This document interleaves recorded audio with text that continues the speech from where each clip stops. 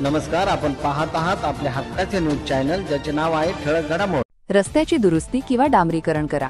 शाळकरी मुलांसहित नागरिकांचे 9 तास जलसमाधी आंदोलन। प्रतिनिधी अपूर्वा धायबर कडूस। सर्वजण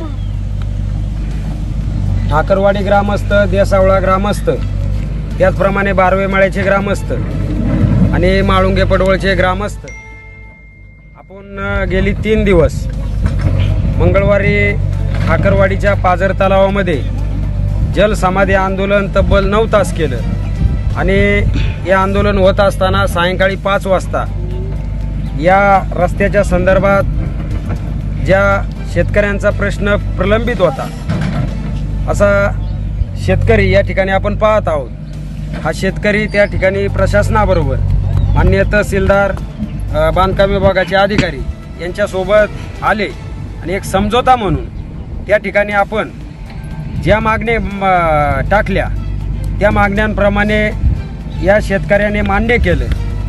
आता वास्तविक पाहता याची कोर्टात केस चालू आहे ह्या जमिनीची आणि मनाचा मोठेपणा दाखवून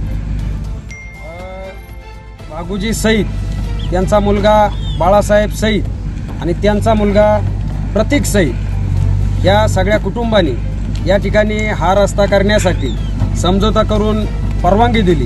याबद्दल पहिले आपण सर्व ग्रामस्थ यांचे टाळ्यांच्या गजरात आपण सर्वजण त्यांचे आभार मानूया आणि यापुढेही असंच आम्हाला सहकार्य राहू द्या। भविष्यात या ठिकाणी तुम्हा सर्वांना माहिती आहे का या ठिकाणी 2 रस्ते आहेत। हा एक रस्ता आहे, खालून एक फरसबंदीचा रेकॉर्डचा रस्ता आहे। तर भविष्यात कोर्ट जो निर्णय देईन आपल्याला, म्हणजे ह्या शेतकऱ्याला जो न्याय देईन कोर्ट, तो आपल्या सर्वांना मान्य असेल, ह्या शेतकऱ्याला सुद्धा मान्य असेल आणि भविष्यात ही याची लढाई नसून ही आपली सुद्धा लढाई आहे का याच्या पाठीमागे आपण खंबीरपणे उभं राहिलं पाहिजे।